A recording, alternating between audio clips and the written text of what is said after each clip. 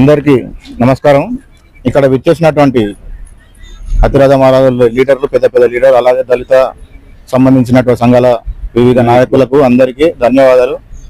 ఈరోజు నాకు మా సోదరుడు భాగ్యరాజు గారు, అలాగే గట్టు బాలకృష్ణ గారు ఈ విషయం గురించి చెప్పడం జరిగింది.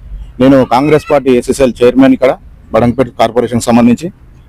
ఇదైతే ఈరోజు కుర్మాలగూడలో జరిగినటువంటి జవహర్ లాల్ నెహ్రూ అర్బన్ మెన్షన్లో జరిగినటువంటి ఇలాంటి దారుణమైన సంఘటన మళ్ళీ పునరావృతం కాకుండా మనము కట్టుదిట్టంగా మనం చర్యలు తీసుకోవాలి.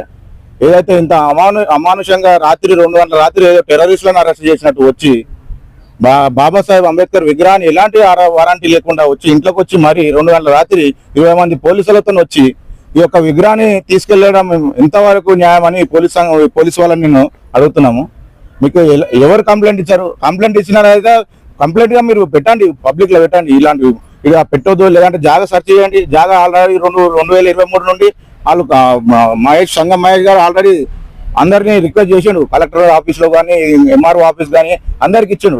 మీరు ఎలాంటి మీరు యాక్షన్ తీసుకోకుండా సరే అయింది ఇప్పుడు పెద్ద మనిషి అన్నట్టు 3 నెలల్లో యాక్షన్ తీసుకోవాలి. తీసుకోకపోతే కంపల్సరీ పెట్టేస్తారు, ఏ విగ్రహం అయినా సరిపెడతారు.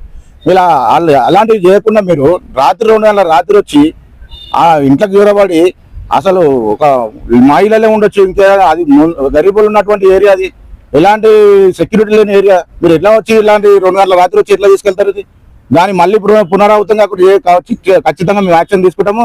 ఇది ఎంతవరకైనా మేము సీఎం దృష్టికైనా తీసుకెళ్లి ఈ విగ్రహాన్ని మళ్ళీ ఒక్కరిని ప్రతిష్ఠించేదాకా నిద్ర పోయేలేదని మేము హెచ్చరిస్తున్నాం. అయితే పోలీస్ శాఖ. జై భీమ్. గొల్లపల్లి కుమార్ గారు, బడంగపల్లి ఎస్ఎస్ఎల్